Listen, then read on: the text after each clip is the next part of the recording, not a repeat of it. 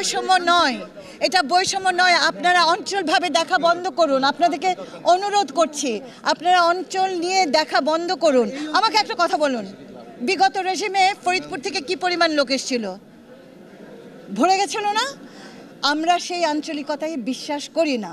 আপনার এই এলাকায় ঠিক ততখানি আমরা শ্রম দেব, মেধা দেব, অর্থ দেব, যত আমাদের অন্য এলাকার মধ্যেও সেটা থাকবে। আমরা ভাগ দেখি না, আমরা জেলা দেখি না, আমরা শুধু দেশ দেখি। এবং দেশের পরিপ্রেক্ষিতে আমাদের চিফ প্রধান উপদেষ্টা যাদেরকে মনে করেছেন এই মুহূর্তে জরুরিভাবে একত্র করা দরকার, উনি তাদেরকে একত্র করেছেন। এটা কাউকে ছোট করে নয়, কাউকে বড় করে নয়। আর আপনারা আঞ্চলিকভাবে চিন্তা করবেন না। এটা যদি করেন তাহলে আপনারা নিজেদেরকে ছোট করে ফেলবেন, এটা করবেন না।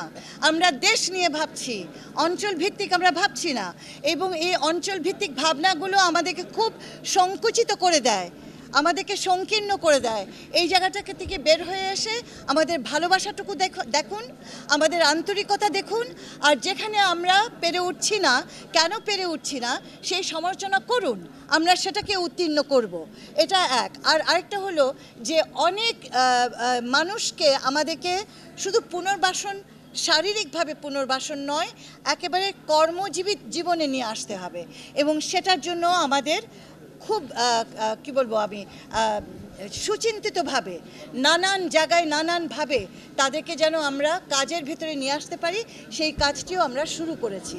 এবং এটা আপনারা আস্তে আস্তে আপনাদের সামনে এটা প্রকাশিত হবে।